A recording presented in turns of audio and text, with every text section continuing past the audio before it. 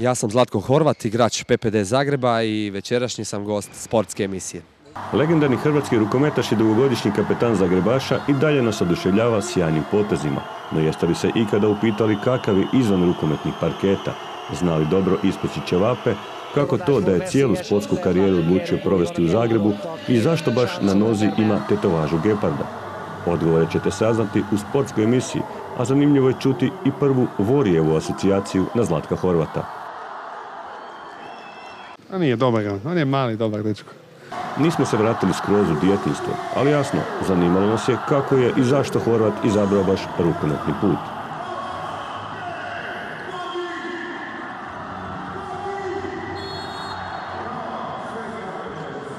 Brat i tata su išli normalno na te rukometne utakmice, te čuvene badelove i brat se normalno zaljubio u rukomet, upisao ga je tata i na kraju normalno kako sam išao na bratove treninge, vidio sam, svidjelo mi se i onda su i mene upisali. Iz tog vremena imam ja jedan šal koji je zaista star, pretpostavljam da ga i Zlatko ima doma, ali budi neke uspomene. Sigurno imam negdje doma više njih i različitih varijanti, tako da sigurno da budi uspomene. Bilo je to lijepo vrijeme za Zagreb, za rukomet gdje smo osvajali titulu europskog prvaka. Normalno, sad je to malo ipak teže, puno je više momčadi, puno je više jačih momčadi sa većim budžetima i mislim što je dobro za rukomet. Kapetan, ne, Zlaju znam ja mislim da je 2004. ušao u prvu momčad i već je u mlađim dobnim skupinama pokazivao jedan stvarno fajterski karakter i toga krasi kroz cijelu karijeru. Pravi pozitivac, pravi borac, što pokazuje dugi niz godina već. Svašta je proživio i doživio u Zagrebu. 2 put se teško i ozlijedio, ali nikada nije niti pomislio ostaviti se rukometa. Prošli ste stvarno svašta u PPD Zagrebu i općenito u Zagrebu. Nažalost, bilo je tu i dosta ozljeda. Pamtite možda neke koje su vas posebno unazadile, tako kažem. Jeste li možda nekad razmišljali o tome da prestanete igrati rukomet? Pa dobro, nije da su me unazadile ozljede, jedino što su me maknule van stroja.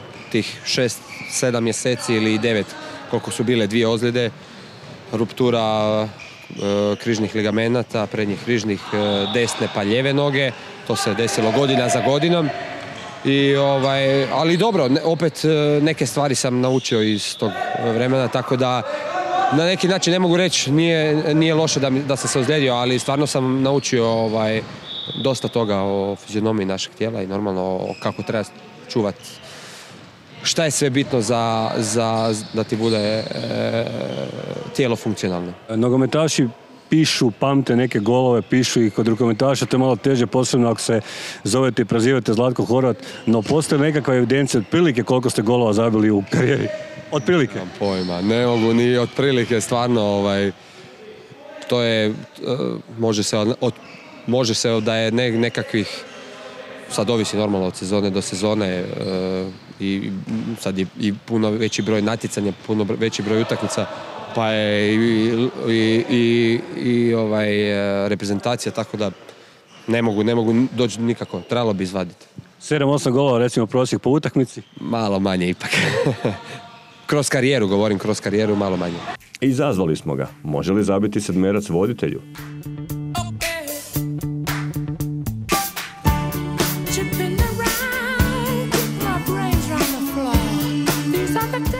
Može, kako god poželi.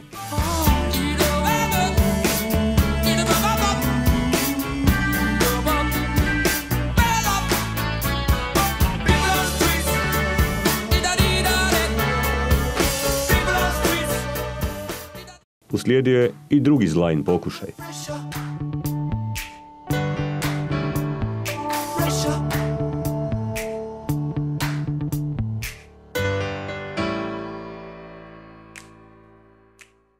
Zamijenili smo uloge.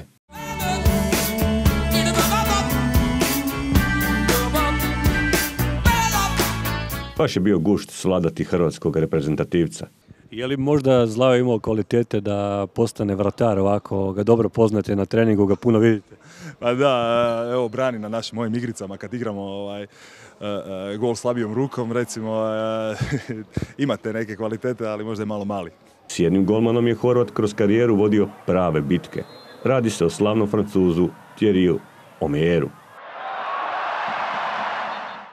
Dosta dobar sam imao, dosta dobar skor sa njim, tako da, ajde, ne znam, jednostavno paše mi kao golman i on je vrhunski golman i ti ako napraviš jednu grešku, da li u skoku, da li u postavljanju ruke i toga, on je u velikoj prednosti, ali valjda natjerate da budeš koncentriran i zato možda imam dosta dobar skor s njim. Odete na neku tajnu, ono cimanje kod ovih sedmeraca. Sasvim sigurno, ok, suci dopuštaju nekoliko sekunde, nekoliko tih cimanja.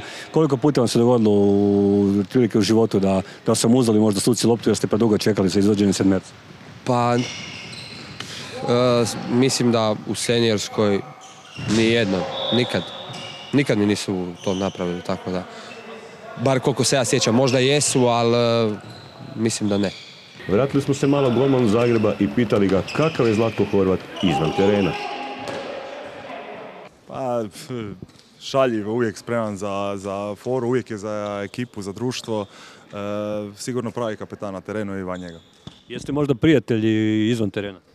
Jesmo, evo, igrom slučaja, mislim, naravno, teško je ne biti prijatelji u situaciji gdje smo mi po cijeli dan zajedno, ali naravno da jesmo još možda i bolji, jer se praktično u istom kvartu živimo, djeca nam idu u isti vrtić, tako da družimo se i van kluba.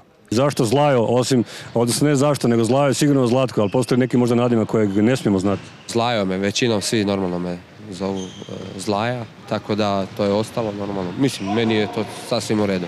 Prijatelji? Pa sad tu nešto posebno nekog isticat. Normalno, meni generacijski i koliko je ovdje dugo je normalno Joso Valčić, ne? Uostalom, proveli smo praktički, mislim da je 11 godina zajedno u Zagrebu, tako da je to već fina brojka. Ja Zlaju poznajem još iz kadetskih uzrasta i mogu sve najbolje reći o njemu, pravi čovjek, pravi prijatelj, veliki profesionalac na terenu, kapetan koji je spreman dati sve za ekipu svoju i mislim da što da još kažem, da vodi nas tu kao pravi vođa, tako da sve najbolje o njemu i svaka mu čast i neka nastavi ovako dalje igrati kao se. U PPD Zagrebu ponovno je, makar kratko, trener bio stari znanac Slavko Goluža. Davno, stvarno davno, poletarac je bio i Zlatko Horvat, kapetan ove momčadi. 100 godina je u ovom klubu, zapravo je samo u ovom klubu igrao. Slavko ga sasvim sigurno jako dobro poznaje. Evo nekakva prva ili druga asocijacija na Zlatka Horvata. Mali i manji, on i Čupić uvijek su bili cimeri. Na kraju sam ih ja malo razdvojio, uvijek je bio kafić kod njih dvojice. O Zlaju ne treba puno trošiti riječi, to je momak koji se nikad nije štedio. Nije birao utakmicu, uvijek išao na glavu i to je njegova vrlina. Ja. Slavko Goluža je naravno nakon karijere u kojoj je osvojio sve i svašta zakoračio u ovu izvrsnu trenersku karijeru, bio izbornik.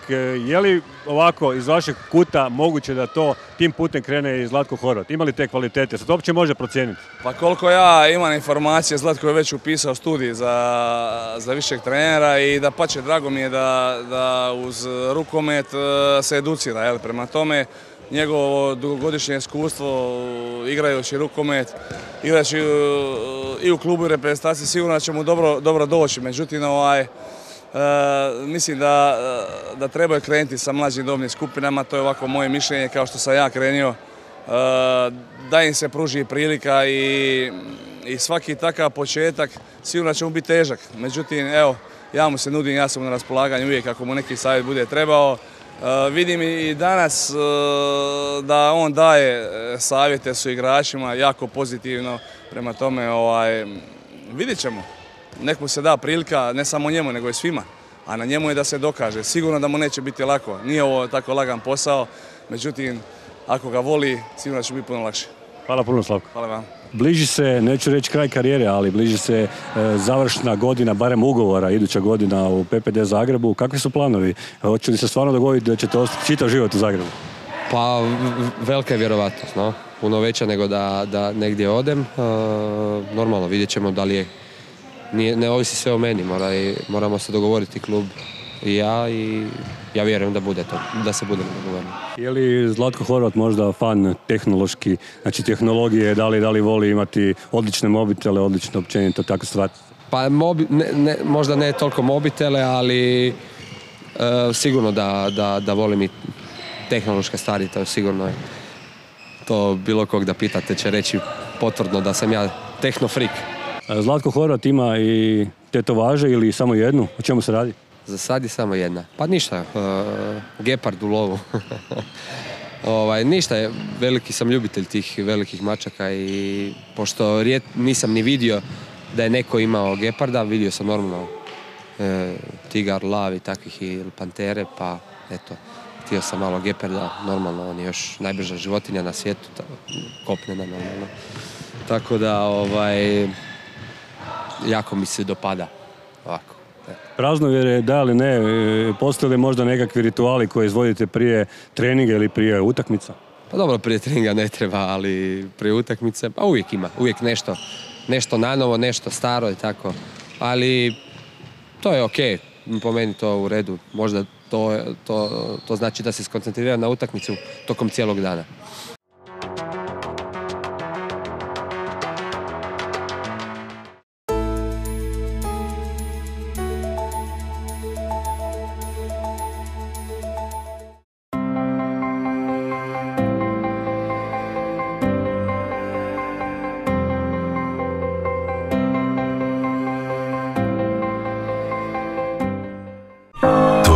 Priča brojne priče, odražava tvoje želje, izražava strast. Priča priče o velikim pobjedama i zaboravljenoj boli. Tvoje lice priča priču koju želiš sakriti. Pokazuje tvoje savršenstvo. Tvoje lice priča priču. Prihvati ga. Savršenstvo portreta. Dvostruka Leica kamera. Huawei P10. Savršena desetka.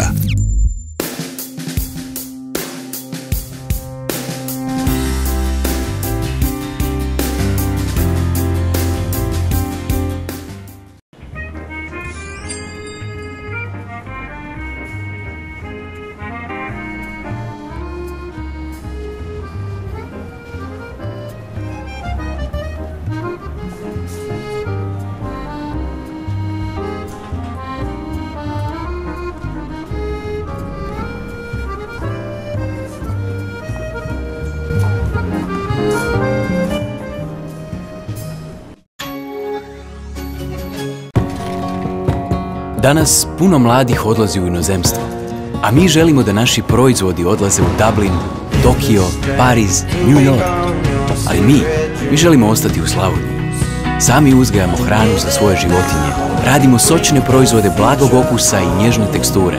Znamo točno što je u svakom našem proizvodu, jer je važno što jedete, kako biste i vi živjeli zdravo i dobro. Vjerujemo u Slavoniju, vjerujemo u dobro.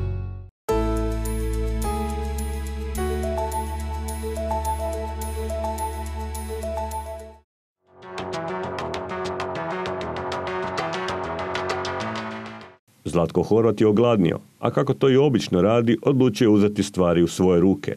Stavio je pregaču i primio se posla. Ma ovi ćevapi sigurno će biti izvrsni. Zlatko Horvat je s nama. Zlatko, dobro nam došli u restoran Sirano by Magazinska klet. Je li ovo mjesto općenito prehrane koju volite jesti? Dakle, tu ima jako dobrih ćevapa, pečenica, naravno ima i petkom ribe. Pa dobro, prehrana normalno mora biti raznovrsna i sigurno i da i ovakvim mjestima ima dosta dobrih stvari što se tiče naše prehrane sportaša, tako da zna se dogoditi da i na takvim mjestima jedemo, ne? Kad pričamo o takvim roštinjima, dakle uvijek spominjemo naravno najviše ćevape, ražnjiće i takve stvari. Jeste vi osobno baš nekakav majstor pravljenja toga, pa sa društvom znate okrenuti roštilj? Pa sigurno, to je veliki gušt, normalno uz dobro društvo i uz dobru vatru.